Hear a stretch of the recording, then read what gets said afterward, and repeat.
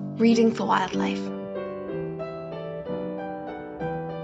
Written and illustrated by Zella, a project by Zella and Friends.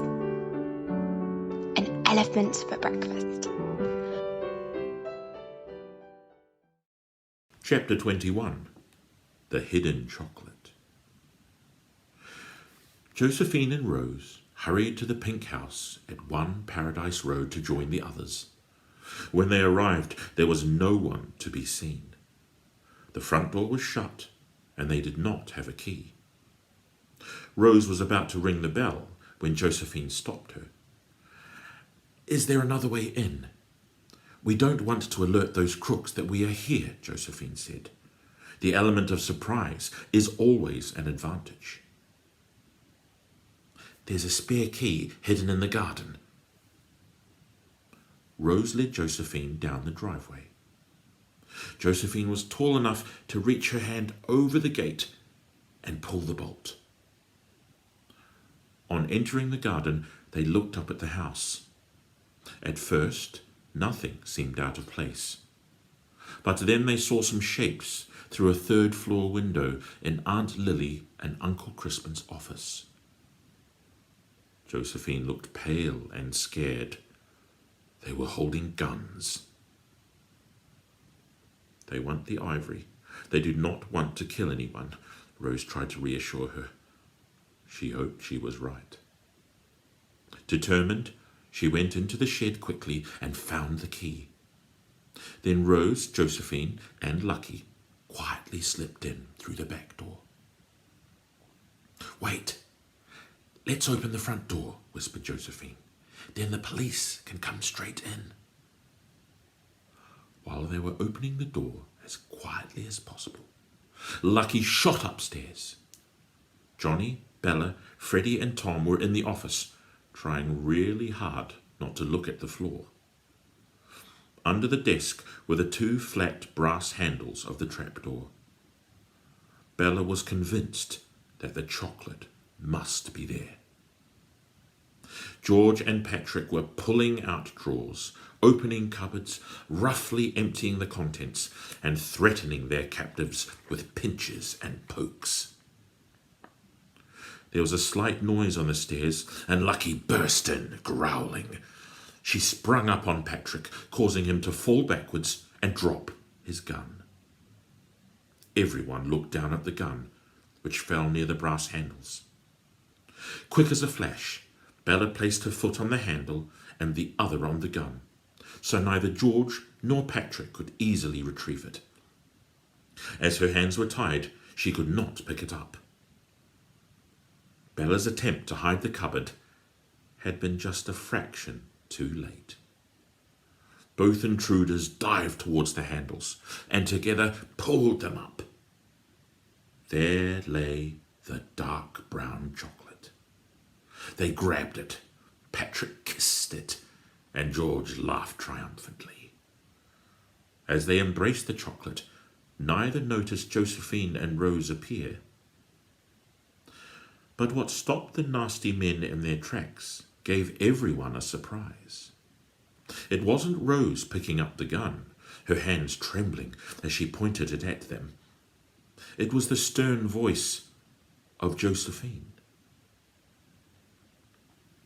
Patrick Alexander Plum. "George Wharton Grimble, what are you doing?" They looked up at her guiltily. "You were such good boys.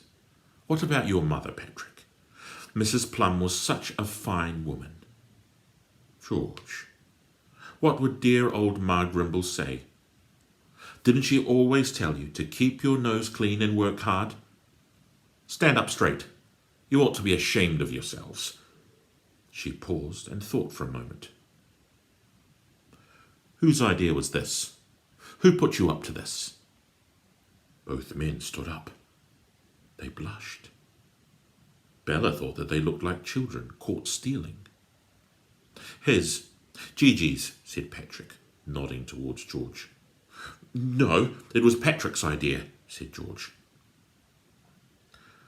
"What would you want to do with all that ivory and chocolate?" Josephine asked, looking at the contents of the hidden cupboard. We could not help it. See, it was the blackbird who made us do it, mumbled George. The blackbird? Asked Josephine. Yes, you know, the blackbird. You know, you do know, he said, meaningfully looking her straight in the eye. Just then, 2 further police constables arrived. These ones looked real and seemed to know whom they were after. Immediately, they arrested George Grimble and Patrick Plum. Then they individually questioned everyone else.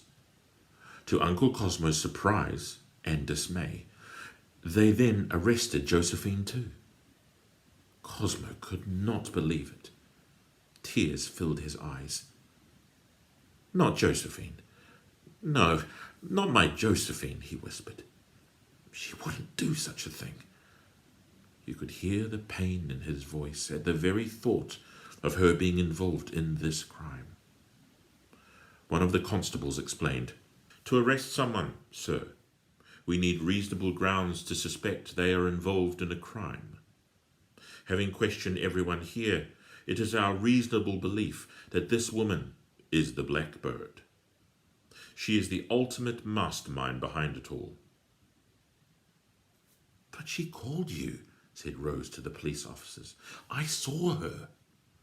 Rose tried to stare as hard as she could at one of the police, challenging him. He was unmoved. Sounds like a clever double bluff to me, responded the policeman. This is a very cunning woman.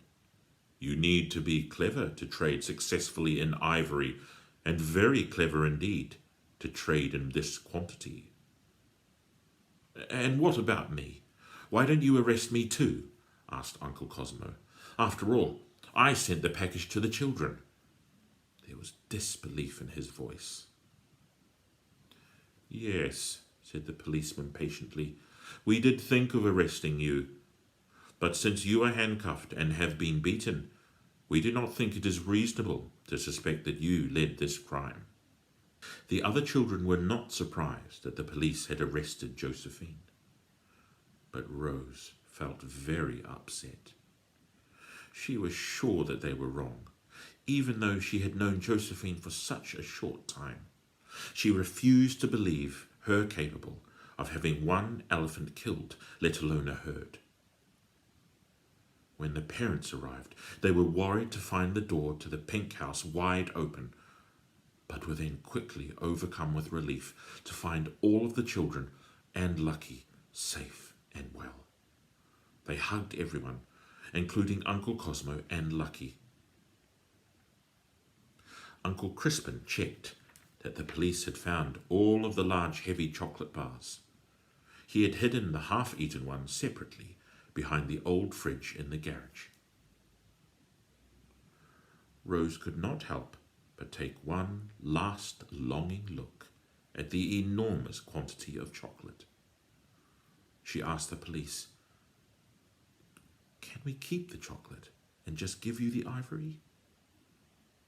The policeman smiled and explained, At this stage, the chocolate and ivory are all part of the evidence.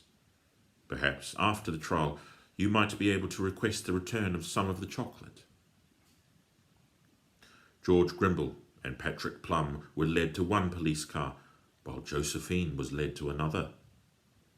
As they helped her into the back seat, Josephine looked up at Uncle Cosmo. It's not true, Josephine said. I am not the blackbird. Uncle Cosmo said, Of course he wouldn't be. Impossible. He glared at the constable and then sighed as the police car door was shut. Rose was standing beside Uncle Cosmo. He put his arm around her and said, as much to himself as to Rose, I'm sure that the police will just ask her a few questions and then she'll be free to go. They can't believe she helped those villains. I'm sure she is not involved. It's just ridiculous to think that she had any control over them. The fact that she wears a blackbird bracelet is a coincidence. Rose felt terrible when she heard this. She realized that she had included Josephine's bracelet in her account to the police. She hoped that she had not got Josephine further into trouble, but the other children remembered Josephine's voice and the crook's reaction to it. They thought the woman who had stopped the crooks with her voice alone was obviously in charge of the whole operation. And was this not a suitable end? The false policeman imprisoned behind bars, and the woman in control of them soon to be locked safely away. The blackbird had been caught. The children could all sleep soundly that night. All except Rose. With enormous thanks to Jonathan Lemalu. Here is how you can help. Share the story. Adopt an animal. Visit when you can. Educate yourself. Donate to a conservation charity. To find out more about Reading for Wildlife, visit zellahunter.com or at Lady Zella Books, or follow the Reading for Wildlife YouTube channel.